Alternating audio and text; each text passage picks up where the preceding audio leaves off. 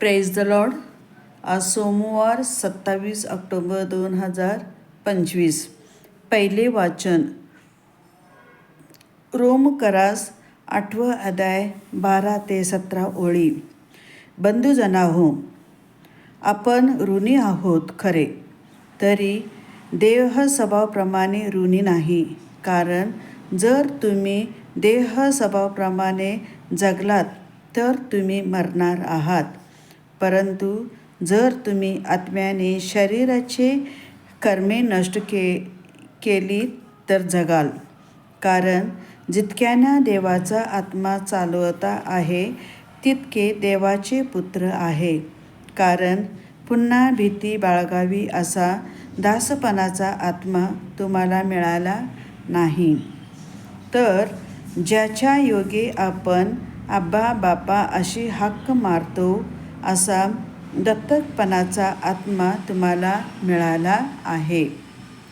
तो आत्मा स्वतः आपल्या आत्माबरोबर साक्ष देतो की आपण देवाची मुले आहोत, आणि जर मुले तर वारसाही आहोत, म्हणजे देवाचे वारस.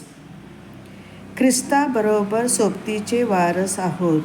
आपल्याला त्याच्याबरोबर गौरव प्राप्त व्हावा म्हणून त्याच्याबरोबर जर दुःख भोगत असलो तरच. तुमचे प्रतिसाद स्तोत्रम. आमचा देव आम्हाला संकटातून मुक्त करणारा देव आहे. देवाने उठावे, त्याच्या शत्रूची दानादान व्हावी. त्यांचा द्वेष करणारे त्यांच्या पुढून पाळोत, परंतु नीतिमान हर्ष करोत. देवापुढे आनंदोत्सव करोत, हर्षामुळे आनंद करोत. तुमचा प्रतिसाद. आमचा देव आम्हाला संकटातून मुक्त करणारा देव आहे. पितृहीनाचा पिता, विधवांचा कैवारी असा देव आपल्या पवित्र निवासस्थानी आहे. एकाकी लोकात देव घरदार देतो, बंदीवानास बाहेर काढून भाग्यवान करतो.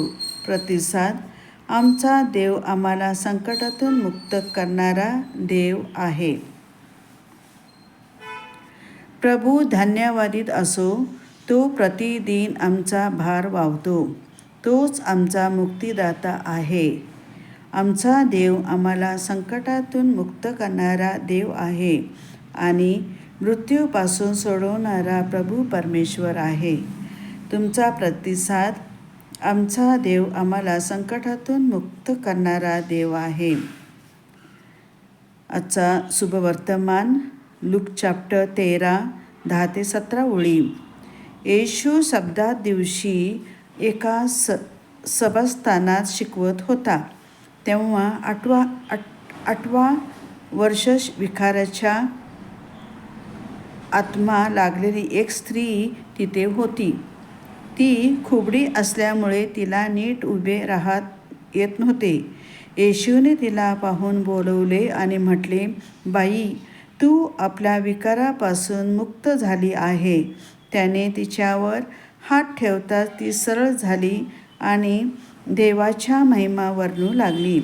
येशूने शब्दात दिवशी रोग बरा केला म्हणून सभास्थानाचा अधिकारी संताप होऊन लोकसमुदायाला म्हणाला, ज्यात काम केले पाहिजेत असे 6 दिवस आहे, तर त्या दिवसात येऊन बरे होऊन जात जा, शब्दात दिवशी येऊ नका.